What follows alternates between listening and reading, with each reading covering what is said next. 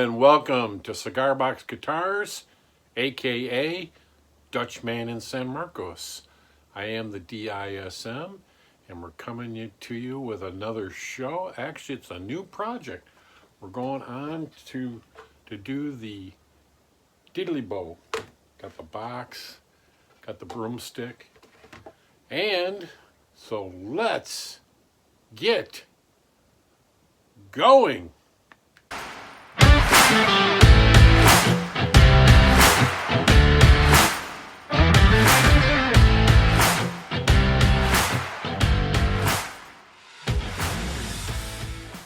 Hey, welcome back for this week. I hope you enjoyed the fast motion sections I had last week. I'm going to kind of still follow that same format. Still comment, let me know what you think. I just thought I'd give you a little prefix before I throw you down looking at the workbench and you don't see me. So then after this, I'll have some speeded up stuff on the work that I'm doing. So let me get set up for it. Okay, here we go. We're starting off on the new Diddley bow with this box, the punch box. As you can see, it pulls open. It pulls open, and I can't get it open now. Kind of works stiff, but you can see. So I'm not going to talk as much because it'll get really high and fast. So we're going to get going. And maybe I won't speed this part up. But we got to plan things out. Got to measure the box. I'm planning on, I got to cut this thing down. And it's going to go all the way through the box. So hole here, hole there. And then I want to amplify it because a diddley bow will sound much better with a pickup. So I'm going to install these old bass pickups. They're the cheap ones. See the magnets on it? And so we're going to install a bass pickup. Still not sure where. Maybe down here. I don't want to cover up my logo. So maybe down there so it'd be more like on the bridge. I'm not sure. I got to plan that out. If I go low there, it'll cut in. So I got some decisions to make on that. Then we got to get this cut stick. This thing is way too big to deal with. I don't need it that long. So what I've got is my CBG scale. I made this when I made that bass guitar. I had the bass frets laid out all the way down to the bridge. This one has the scale laid out on here for a cigar box guitar, and so the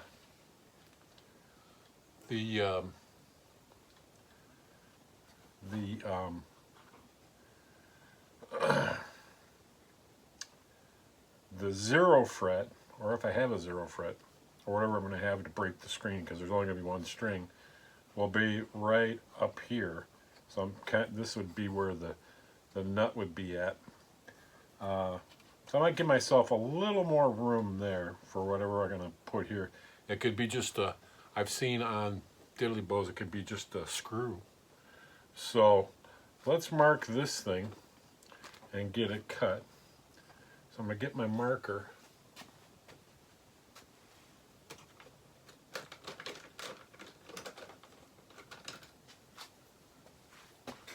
I'll get my marker here, and I'm going to put a dot. Let me look at it square here. I'm going to put a dot right where, okay, that would be there.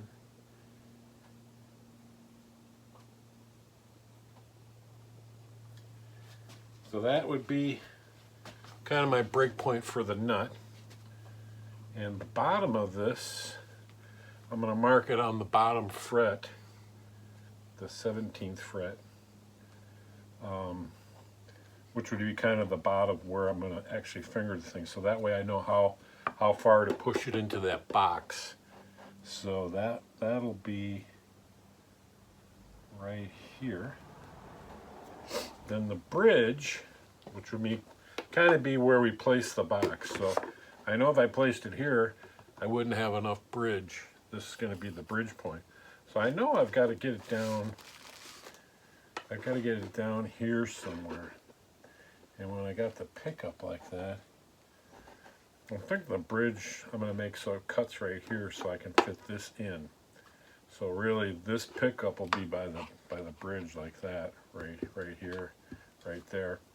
And so that'll kind of be where the box and I'm just going to have the pole come out below that, because if this is the edge, I only need like an inch of it out.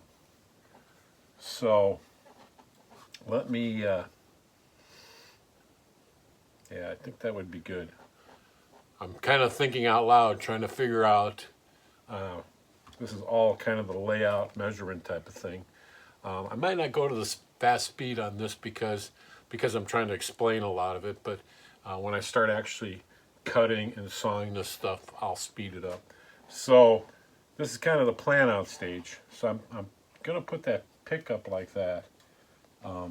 If I put the end of the box on the bridge is right there, but if I put this guy here, I'm not going to have enough room for it to break. And maybe I'll do away with these words here and just leave that. So what I'm guessing is my bridge.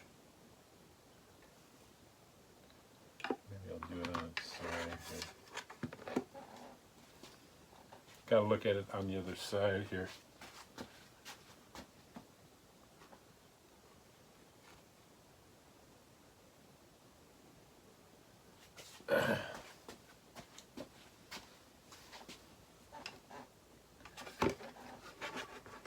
So my bridge is actually going to be, I can't see, it's too high up, I got to go around here. I'm going to use a little pencil mark here. Let me square this thing so we get our lines accurate, because layout is all of it for sure. And we want to get that right. Sorry, I'm looking for a pencil. So if we square this up,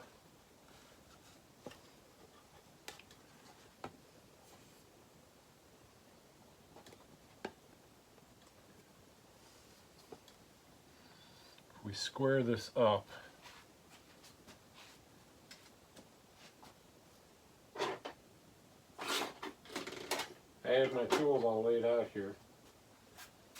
Hang on just a minute, I gotta find a pencil. There you go, I left my pencil down by the saw. So what I'm gonna do is put some light marks on here so I can line it up with the bridge right there. So we'll put that right there. So I got my little dots right there. And that's going to be where my bridge line is going to be, basically on this thing here. So then if I take my pickup, get these wires tucked back, the pickup will be right there, but the other way around. So let me set this. What I want to do is get the mark of where the box is going to be on the stick. So let me take this. This is all the big layout phase of this, which planning is always key. So let me come around here and see. Oh, I want to pull. I'm going to do this. I'm going to tip it up on its side so I can get this right on the mark. So it should be right there.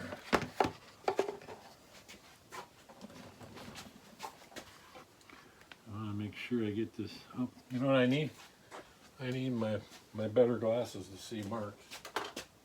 We got these over here. There we go. Now I can see that mark. So I know that's square. And I'm going to mark this while I got it here. Mark that. And then we'll get our pole. We'll get our pole lined up again, which was right there. Let me pull it into the bottom. Right there. Make sure I got that right. Looks like I'm hitting on that fret. So our box is going to be, I'll hit these on the side. The box is going to be right there. And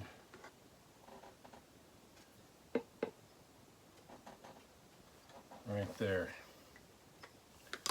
So I think we got all our marks. So the box is going to be right there and right there. Last fret. And those won't come later when I lay it out because it's basically an open fret. So the box, the end of this box will be right here. The beginning will be right there. So this will all be inside. So what I need to do now is figure out how much I want sticking out. And I think I only need about an inch or so sticking out. And then we'll cut that to get this pole cut down to size. So, if I measure that out,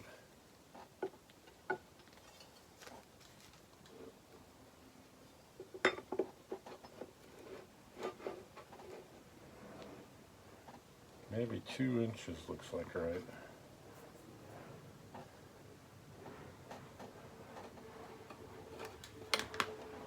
Two inches. I just want to measure that. So if I use this for another one, we can go a little different route. So that's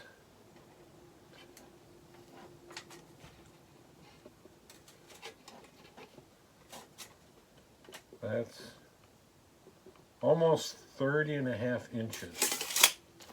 So let's cut that, and that'll be our neck. Oh, sorry, let me adjust my camera so you can see where I'm walking. I'm going over to the table saw here.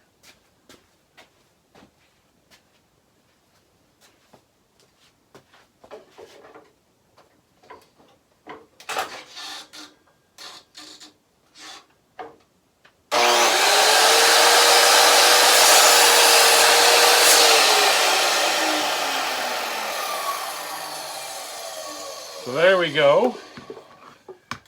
And this one here is a little shorter. So this one could be an inside one. This is the end of it. I do have another pole if I want to build another one, which I might have to use another pole. So that will be the end. The box will be right here. So the box will be in there like that, so then our string will come through here. So we got that set, which I'm going to make a mark. I'm just going to make a mark on my template just to get a feel how long the pole is. I like using this as a template for further marks. I even got, let me tip it down here so you can see this.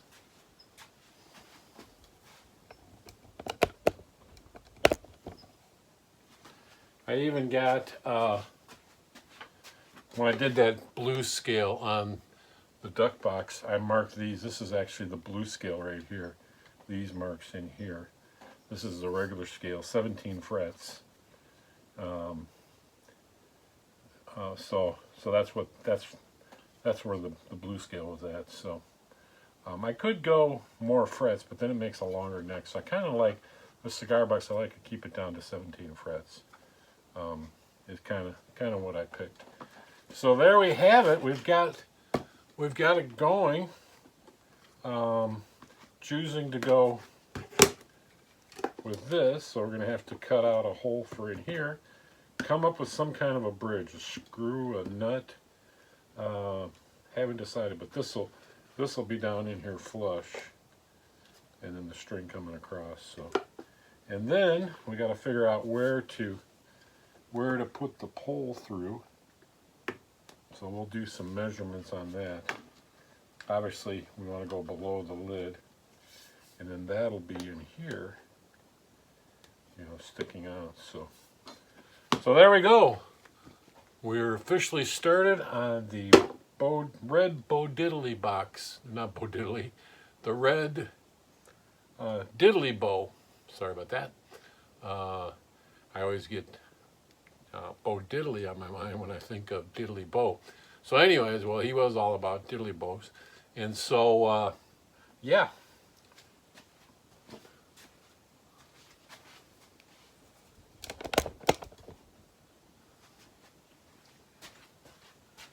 Sorry, I'm my own cameraman, so I got to move those things. So, great seeing you this week.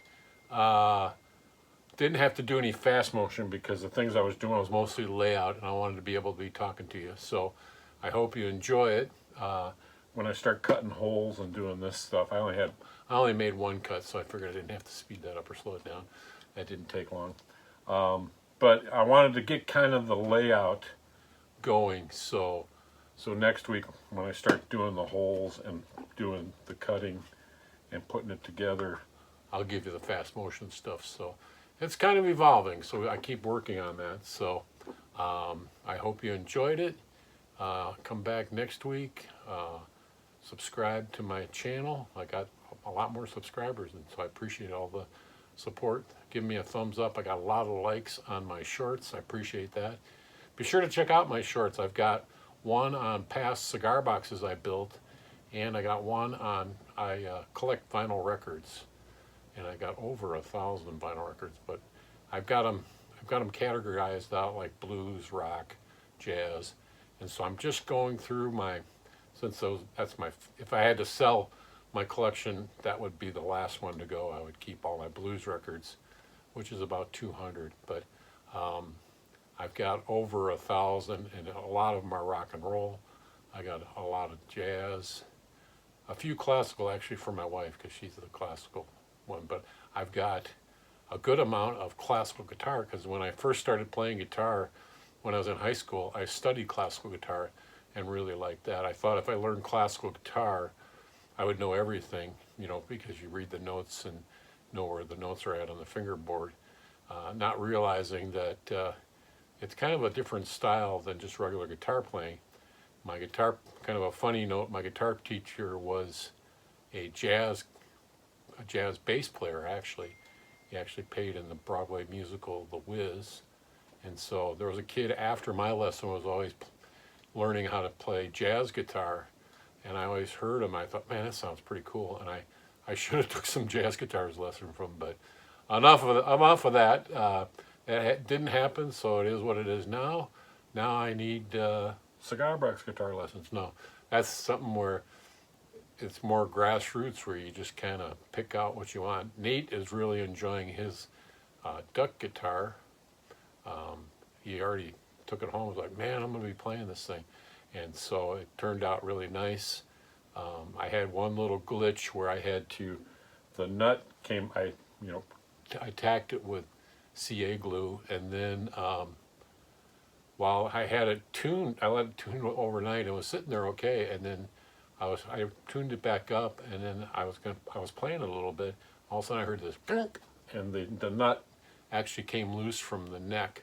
So what I did to fix it was I put two little tiny screws and screwed that little spacer nut thing that I had into actually the fretboard. So it turned out really nice and looked really good. So my new gauges of string are pretty well. I had to intonate it just a little bit. I could have sharpened it up more, but when you're beginning, I know I'll probably have to tune it for them another time or reset it up, because those things get kind of finicky, because the strings will stretch out. So I'll probably do a little more intonation on it, and maybe if I have to do an intonation on it, I'll show you that on the channel. So once again, thank you for watching, and continue on the new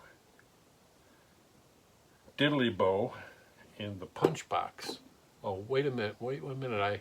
I got an interesting story. I almost paid $299 for an empty cigar box this week. I'll go and get the cigar box I bought and tell you more of the story. Hang on just a second. So the story was, here's the box I got. Kind of a nice one. It's small. Actually, I got the receipt in it to prove it, but it's small. Kind of a nice box. When you see it, it's about like this size, like the red one. Or you can't see that. It's kind of like, it's like the same size as this guy. So this will be another Diddley bow. As you can see, a neck will fit in there nice. Oh, you can't see that. A neck will fit in there nice for a Diddley bow.